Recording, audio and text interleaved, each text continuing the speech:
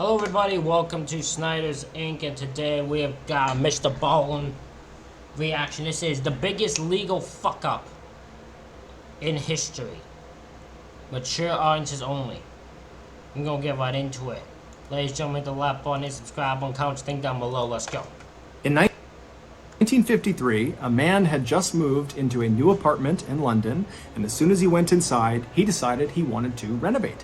And so he started by pulling down all the wallpaper in the kitchen. And as he's doing it, he makes his way into the kitchen pantry, and he pulls off one particular strip of wallpaper, and he sees behind the wallpaper, towards the bottom of the wall, is a door. There is a secret door behind the wallpaper.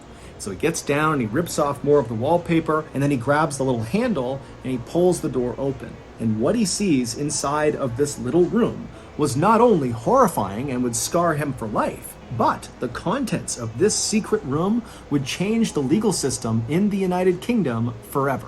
But before we get into today's story, if you're a fan of the strange, dark, and mysterious delivered in story, I'm not very curious. It's gonna change the landscape of the justice system in the UK forever. You got my attention. story format, then you've come to the right place, because that's all we do, and we upload once a week. So if that's of interest to you, when the like button asks you to spray sunscreen on their back, gladly agree, but instead of sunscreen, use blue spray paint. Also, please subscribe to our channel and turn on all notifications so you don't miss any of our weekly uploads. Okay, let's get into today's story. Good praise, pray one man's a fool. Man's a the secret room.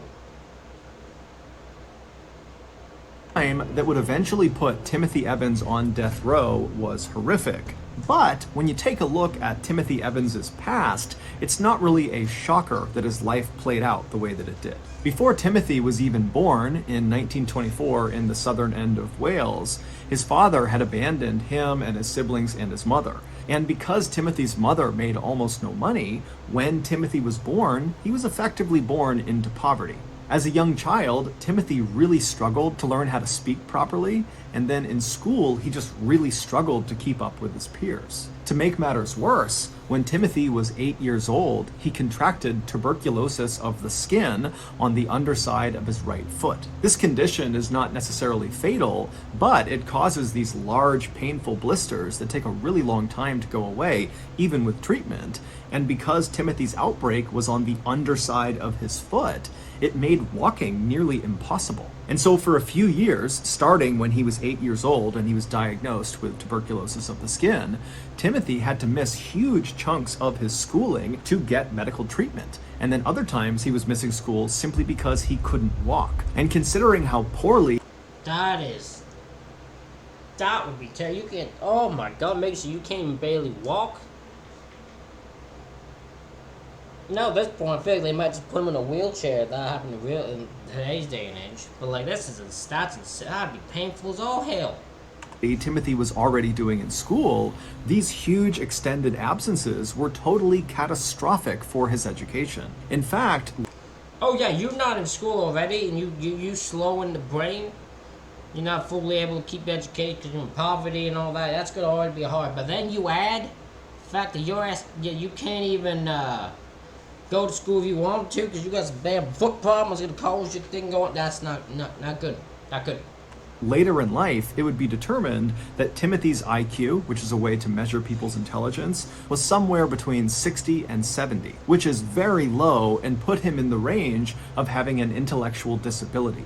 Not long after his tuberculosis of the skin diagnosis, Timothy would remain in school despite all of these absences and despite how difficult it was for him, but his real focus would shift from getting an education to trying to find work in order to help provide for his family, who were very poor. And Timothy was willing to do just about anything for money.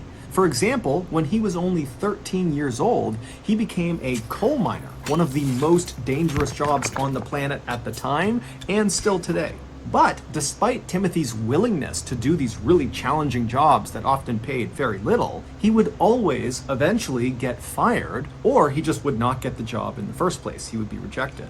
And always it was because either one, he had a flare-up of his tuberculosis on his foot, which made it impossible to walk, and so he couldn't go to and from his job, and so he'd be let go, Or it would be because of his illiteracy, and the job just could not take someone in that could not read, write, or really even speak very well. Or in some cases, like when Timothy tried to join the military when he was 18 years old and World War II was raging and all of his peers are going off to fight the war, well, when he tried to enlist, the military said, we can't take you because you are illiterate and because of your foot. This constant cycle of rejection.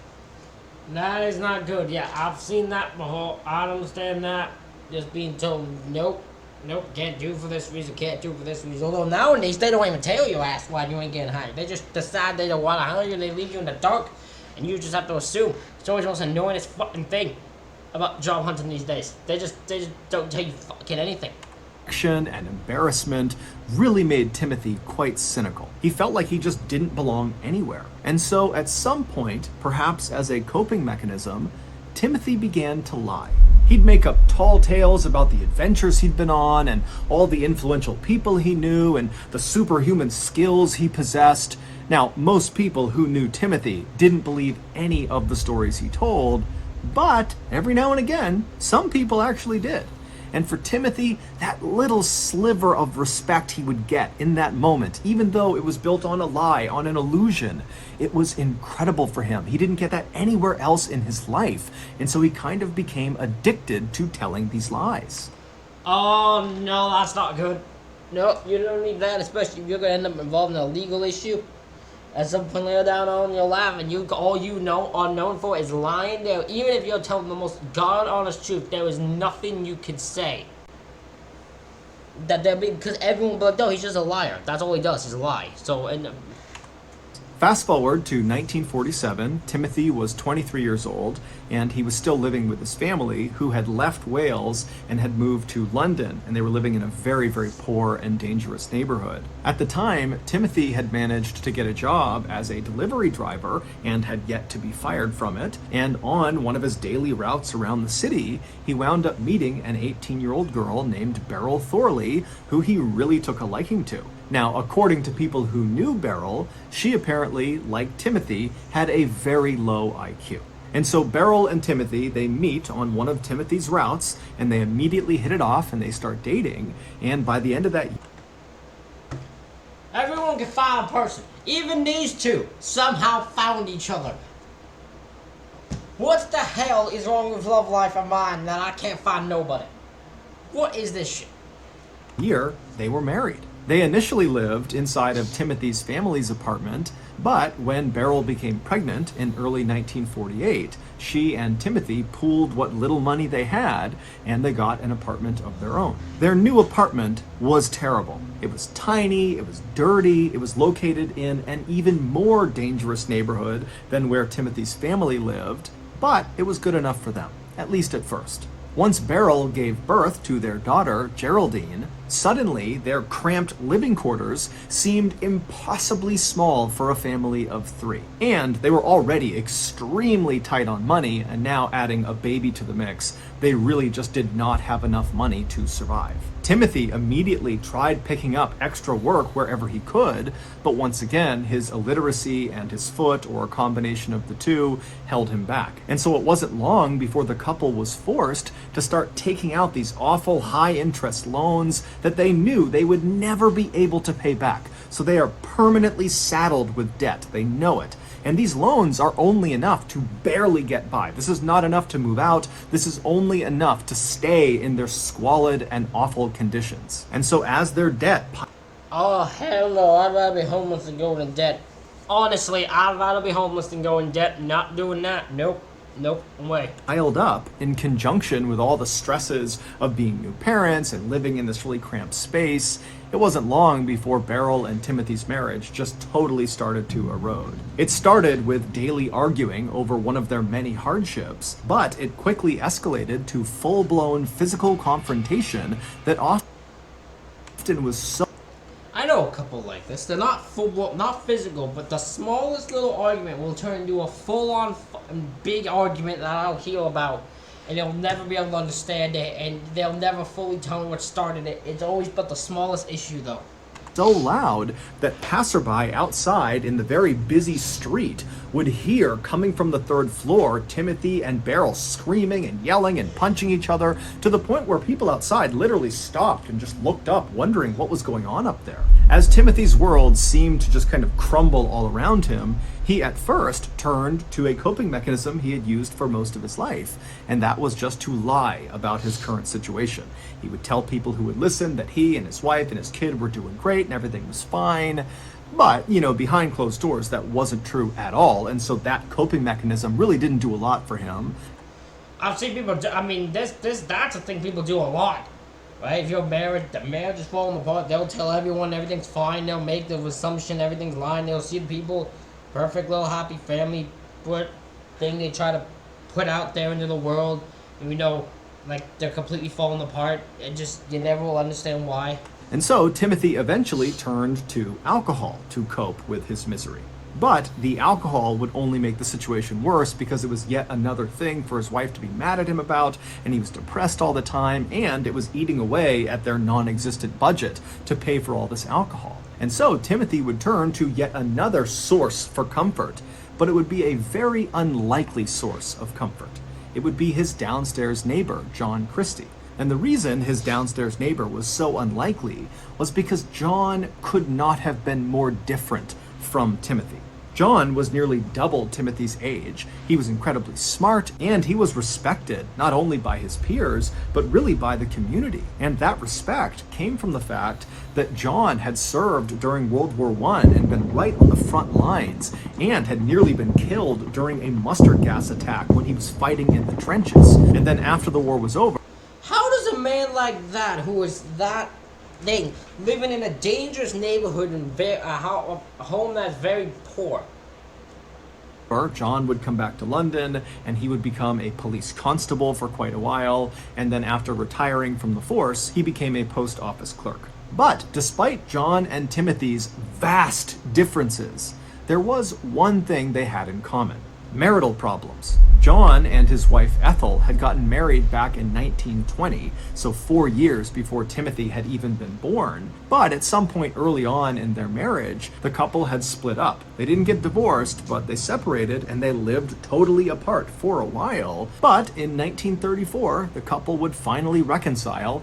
and that's when they moved into the ground floor apartment of the apartment building that Timothy and Beryl would move into years later. So, years later, when John is sitting in his apartment and he can hear coming from the third floor, like everybody else in the general vicinity, the sound of Timothy and Beryl fighting like crazy up in their apartment, John decided, with his experience with reconciling with his wife, that he ought to reach out to that young man, Timothy, and offer him some advice, or at the very least, be a friendly sounding board. And so John would eventually strike up a conversation with Timothy one day when they were passing each other, and Timothy was at a place in his life where he was looking for friends. He didn't have any friends. And so John, to come into his life at this point, was really good for Timothy, and so very quickly those two struck up a friendship. But this friendship was not really peer-to-peer. It was more like father to son or mentor to mentee, where Timothy really looked up to John. I mean, Timothy had never had a father in his life, and so John kind of became that. And John looked at Timothy with a lot of empathy. He could tell this was a man who was, not very bright, and he was in way over his head with debt, with this marriage, with parenthood, everything. And so John tried hard to kind of coach and guide Timothy as he navigated this very rough time in his life. And their relationship likely could have had a really positive effect, not only on just Timothy's mental health, but also perhaps on the state of Timothy and Beryl's marriage. But it was not long after John met Timothy that Timothy found out Beryl was pregnant with a second child. This was terrible news for Timothy.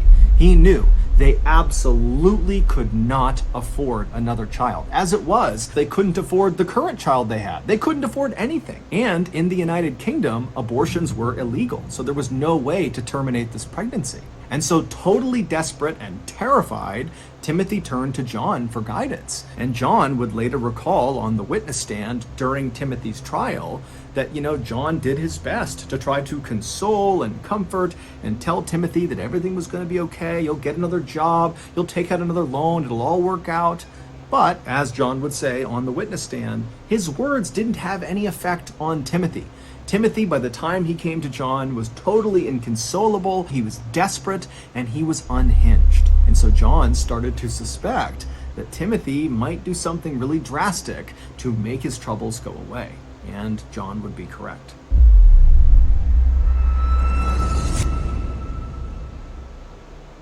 While you lay in bed at night,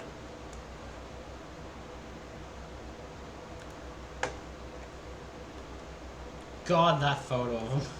Look at Timothy there. Look at that photo. My God, my man has no idea what the hell's going on. Grown up, and he would confess to the police that he had killed his wife. He would tell the police that he had given Beryl a poison that was apparently designed to abort her fetus, but this poison was too strong and it had killed Beryl. And then after she was dead, Timothy said he panicked, and so he took her body and he dumped her down the sewer that was outside of their apartment building. And then he arranged for his daughter, Geraldine, to go stay with some people in London while Timothy fled to Wales. But after getting to Wales, Timothy said his guilty conscience was just too much, and so he turned himself in. So Timothy took the life of his wife, sent his child to go to a friend, and dumped her in the sewer, but then his guilty conscience stopped him from escaping, and he said came back and... Damn.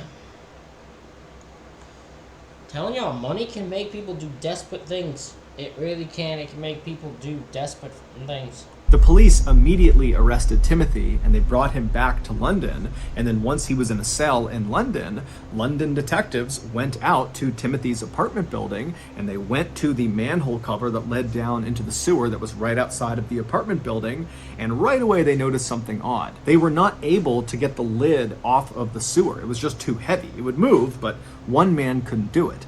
And so after 3 police officers, they all got down, they were barely able to get this lid up and off of the top of the sewer. And then when they went down into the sewer, there was no body. There was nothing down there. And so when detectives went back to Timothy in the London jail cell and they confronted him with this revelation that no, she's not in there, Timothy would kind of squirm a little bit, and then he would totally change his story. He would tell police that it was not he who gave Beryl this poison that ended up killing her. It was his friend and mentor and father-like figure in his life, John Christie. Timothy also told police that my man then just threw his mental... My man's a liar, though. My man's a constant liar, so we don't know what to believe. We don't know if the first story is true. We don't know if the second story is true. We don't know any other story he said true. This man lies when he doesn't know what to do. When he is stressed or he doesn't know what to do, he just lies. So how do you believe anything this guy says? that he left his daughter, Geraldine, in the care of John. Police are skeptical of Timothy, but because there's a child involved, they just immediately take his story at face value and they rush back to the apartment building and they knock on John's door, and John opens the door and he's standing there with his wife Ethel, and he's totally shocked at these accusations that have been lodged against him by who he thought was a very close friend of his. And John and Ethel would tell police that not only did they have no clue what happened to Beryl, but Geraldine had never been in their care. And so the police are immediately very concerned for Geraldine's well-being. You know, who has Geraldine? Where is she? But while they were there, they just did a thorough search of John and Ethel's property to make sure they weren't lying. And then after searching their property, there was nothing inside. But when police left John and Ethel's apartment and began searching the outside of the property, an area that they had briefly searched when they were there earlier, looking in the sewer, but now they're doing a much more thorough search. And during this thorough search, they find this shed that was located in the backyard of this big apartment building, and inside of the shed, wrapped in blankets, are the bodies of Beryl and her 13-month-old daughter, Geraldine. They had both been strangled to death. After processing the crime scene, the police went back to the jail where Timothy was being held, and they would tell him what they discovered at the property, and Timothy had a very muted response to it. And then when one of the detectives asked Timothy point blank, "Are you responsible for both your wife and your daughter's deaths?" Timothy would say yes. And then during a follow-on interrogation, Timothy would confess that he had been in a heated argument with his wife over money, and at some point during this fight, which got very physical, he strangled Beryl to death. And then 2 days later, he strangled his daughter to death. And then after dumping their bodies in that shed outside, he fled to Wales. Timothy would actually recant that final confession, but it really didn't matter because when he went to trial a little over a month later, the jury just did not believe that Timothy did not do it. And so very quickly, they convicted him of murder and they sentenced him to death. Just 3 months after his conviction, so on March 9th, 1950, Timothy would find himself sitting inside of the so-called condemned suite at Pentonville Prison in London. He was shackled to this table with guards sitting on either side of him in this very small cell, and then right next to him was this wall that kind of ran down the side of the cell, and on the other side of that wall was the execution chamber. And so as Timothy would have been sitting at... What the frick happened in 1970s that was the same thing? Why was 1970 if you get sentenced to death, you get a thing in 3 months. 3 months later, you get executed. Nowadays, you get sentenced to death. You're in death row for 25 fucking years. Why the fuck? I don't fucking get that. At this table, suddenly the cell door that led into the holding area would have flung open. The execution team would have rushed in and grabbed Timothy and stood him up before he could run or fight back. And then before he knew it, he'd be pushed over to the door that went through that wall into the execution chamber. Once that door was open, Timothy only would have had maybe a couple of seconds to take in what he saw. And it would have been this pale green square room with a noose dangling down from the ceiling, and right below it was an obvious mechanical trap door. And off to the side of the room was a lever that the executioner would actually pull to open up that floor and send the prisoner falling down into the pit below. So Timothy, he would have taken this in just for a second. His heart would have been racing, and before long, he would have been standing on this trapdoor. The noose would have come down. They would have tightened it to his neck. A bag would have been placed over his head. All the guards would have pushed to the walls, and then before Timothy could even say or do anything, the lever was pulled, and he dropped down into a 12-foot deep brick-lined pit where he would dangle by his neck until he died. This gruesome ending should have been the end of an already very gruesome story, but it wasn't. Not even close. 3 years after Timothy's execution, my man was executed, sentenced for his crimes. What on earth else happened here? Did he not actually die? What happened? a man named Beresford Brown moved into the same ground floor apartment that John Christie and Ethel had shared. John had moved out just a couple of days earlier. And so Beresford, he moves into this apartment. It's totally dirty. It's not well kept. And so Beresford decides that he's going to fix the place up. And the first thing he's going to do is he's going to tear down all of the old wallpaper in the kitchen and replace it. And so he goes into the kitchen, he starts tearing down the wallpaper, he makes his way into the kitchen pantry, he starts pulling the wallpaper down in there, and at some point when he pulls one strip of paper all the way to the ground, he sees towards the bottom of this wall inside of his pantry where there are no shelves over it, behind the wallpaper, there is obviously a door, just a small door that almost looks like the entrance to a crawl space. And so Beresford is totally intrigued, why would there be this door behind the wallpaper? Why, please? Oh, I'd be intrigued too if I stumbled upon this. I'm like, what is this? And I just open the door. I want to know. Paper in the pantry, and so he rips off the remaining wallpaper over this little door. He finds the handle and he forces it open, and what he sees inside of that little room would haunt him for the rest of his life. 3 years and 4 months earlier, when Timothy discovered that his wife Beryl was pregnant with their second child, Timothy really did go to his friend John for guidance. However, this is where the story takes a turn. When Tim came to John, John, who was medically trained from his time in the military, he would tell Tim, hey, I can perform an abortion on Beryl if you want me to. Timothy immediately thought this was a great idea. And so totally relieved, thinking his problems are now all solved, he left John's apartment and ran upstairs to his own.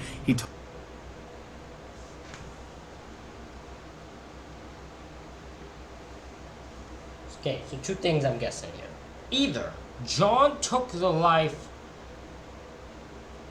of Beryl, who I believe her name was, for the reason that he believed he was doing Timothy a favor, but then used Timothy as the out guy when Timothy didn't approve of it. Or Tim, freaking, he instead took the life of Beryl for some sadistic reason and just blamed him because Timothy is low IQ, he'd be easy to put away. Told Beryl about how John could perform this procedure for them. Did she want to do it? And Beryl said, yeah, let's do it. Now, we don't know exactly what happened next, but the running theory is that sometime in November of 1949, Beryl and Geraldine left their apartment on the 3rd floor and went down to the 1st floor, John's apartment, and when they got there, it was just John. John's wife Ethel, she was gone for the day. As for Timothy, he also was not present for this procedure, but he likely knew it was happening. So Beryl and Geraldine... Hold on. If John was... even if Timothy didn't want to be in the area, why the heck would he not be around just in case something went wrong? Also, why would he not be there to make sure his kid, just to watch the kid?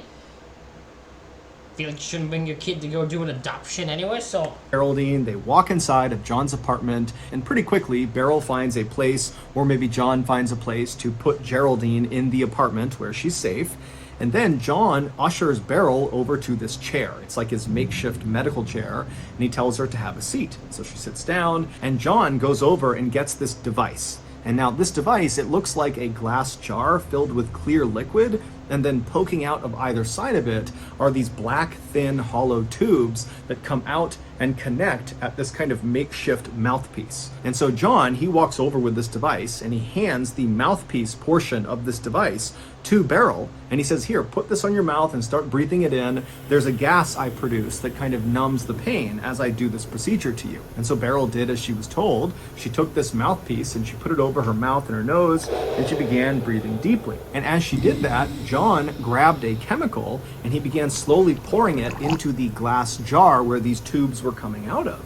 And as he did that, a white gas began to form above the liquid inside of the jar, and there was a cover over the top of this jar. So the gas was trapped inside of this jar, and as Beryl is taking these big breaths through those tubes, she's sucking that gas into her lungs. And very quickly, as she's breathing on this apparatus, she didn't start feeling numb, she just passed out completely. However, this was John's plan all along. That device he made her put on her face, that was only designed to make people pass out. It was not to numb any pain. John was not medically trained. He was not performing abortions out of his apartment. He was a serial killer. So with Beryl... John was a serial killer. Oh, of course he was a serial killer. And he looked at those two people, looked at those two low IQ people and saw perfect victims. Oh my God. Beryl, now unconscious in front of him, John did the same thing he did to the other two women he had lured into his trap and whose bodies were now buried in his backyard. He began having his way with Beryl. And at some point during this assault, Beryl woke up and began trying to fight off John, but he overpowered her and he strangled her to death. And then after she was dead, John just walked into the other room where Geraldine was, and he used a shirt tie and he wrapped it around Geraldine's neck and he strangled her to death. And then after that, he put the mother in... That is so fucked up that without even thinking twice, he took the life of a child. Like, he took the life of her child without even thinking twice. He had no reason to take the life of her. But for some reason, he just decided that he had to take the life of Geraldine also. Evil, evil fucking man. Pure fucking evil. And daughter together in some sheets, and he put them out in the shed in the backyard. Later, when Timothy came to John's apartment to see how the procedure had gone on his wife, John would tell Timothy that, sorry, it didn't work out and your wife is dead. Don't worry, I'll look after your daughter and make sure she's taken care of. You need to flee London and go to Wales now. And so Timothy, without really asking any questions, would do as he was told, and he would flee to Wales. But a little while later, when he tried to check in with John about how his daughter was doing, because he had no idea where she was or who she was with, John would just not let Timothy see her. And so Timothy, eventually, just feeling racked with guilt about this whole situation, he went to police. And critically, when he spoke to police, He lied about what happened. He wanted to protect his friend John, who he looked at as a father figure, as a mentor, as a close friend. And so he said, I killed my wife. And so this is why Timothy got the location of his wife's body wrong, because he didn't know. He just guessed the sewer. And so that explains why when they got over to the sewer, not only was it empty, but it seemed totally impossible that anybody could have lifted this manhole cover on their own. It was too heavy. Then, after police discovered Beryl and Geraldine's body, and they went back to the London jail and told Timothy, that was the first time he found out what had happened to his daughter. Because to that point, Tim really did believe that John had just been taking care of Geraldine, or John had handed off his child to someone. So for the first, that explain thing, he just found out his daughter's dead. And that's why he was a mute, because he couldn't fucking believe it himself. He could not fucking believe it. And he had realized that his friend had betrayed him and took the life of not only his wife, but his daughter. Somebody else who was taking care of Geraldine. But either way, Geraldine was okay. So he's just been told she's not okay, she's dead as well. His whole family is gone. And so Tim was almost certainly in shock. And so he's sitting there with that sort of muted response as detectives are asking him, are you responsible for your wife and your child's death? And so Tim would say yes, but it's unclear if Tim actually understood their question or if he understood the implications of their question. He might have just been saying, I feel guilty about the fact that my family is dead. Not that he literally killed both his wife and daughter. But when Tim finally kind of snapped out of it and really began trying to tell the truth that John was responsible, nobody believed him because his credibility was totally destroyed, because the first thing he did when he went to police was lie about what happened. And when police dug into Timothy's history a little bit, they saw he was a compulsive liar. Everybody said, oh, Timothy tells tall tales, that's just what he does. And making things even worse for Timothy was the fact that he had a very clear motive for why he might harm his family. He was under crippling debt, and his relationship with his wife was incredibly toxic and often became physical, and there were lots of witnesses to that. During Timothy's trial, despite the fact that Timothy and his lawyers tried everything they could to point the finger at John Christie, saying, no, he's the guy responsible, because John was constantly on the witness stand and had this impeccable resume as this war hero and this police constable, and he was well respected and he was well spoken and he was smart, the jury completely believed him. They had no reason to think that guy would do anything harmful compared to the compulsive liar who had an argument and would physically get in fights with the wife that he then killed. It can't... You tell me who you believe, right? Understandable. He was the epitome of credible, whereas Timothy was the opposite. And so it was largely John, the real killer's testimony that actually put Timothy, the innocent man, on death row. Also, the police totally botched the investigation from the beginning, because the police went into the investigation already completely convinced that Timothy was guilty. This was an open and shut... Well, in fairness, he did say he was guilty, so, I mean, they kind of had a reason to. It wasn't like they other times where they just don't have a reason to. And they went, oh, it's him. Okay.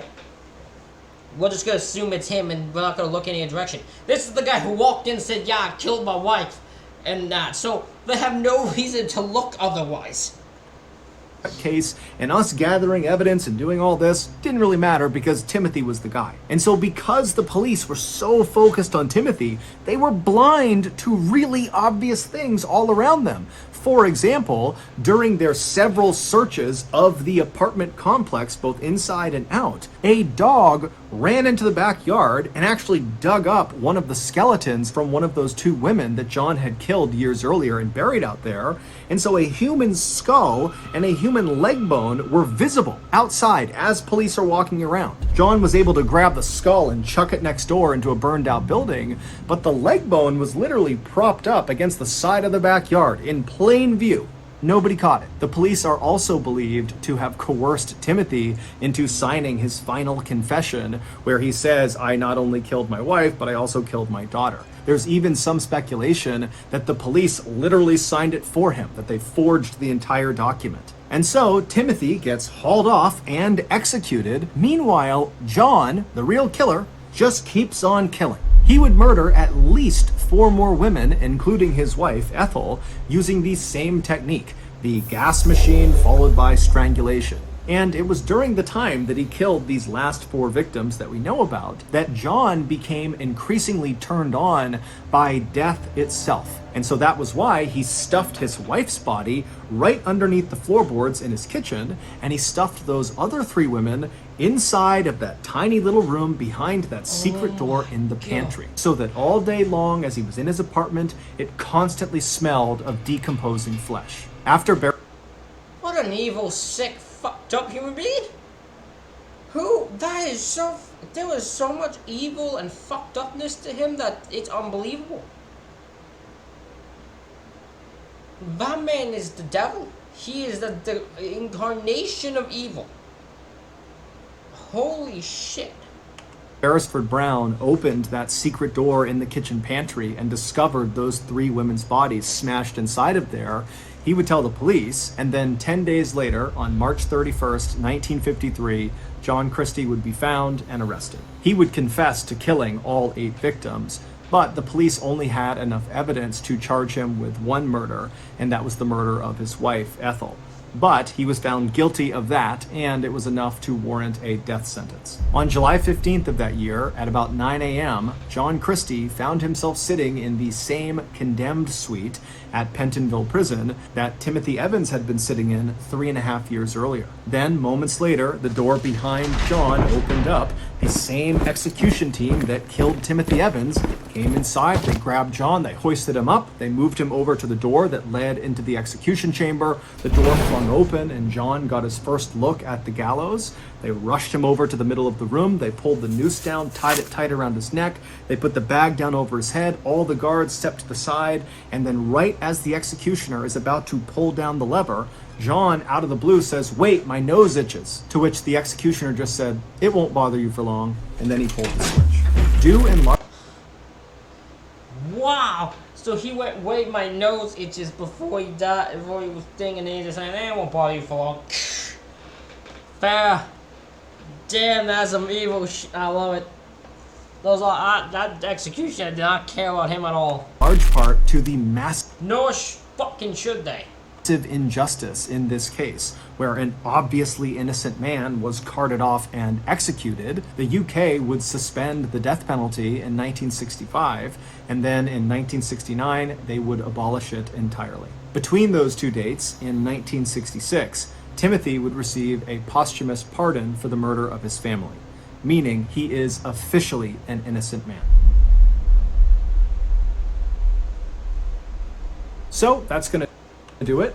If only that meant anything, eh? Being declared innocent way after your death does not mean a thing for anybody in this situation. Ladies and gentlemen, let me know what y'all think of this in the comment section. Hit the like button and subscribe button. Thank y'all for watching. I'll see y'all for the next one.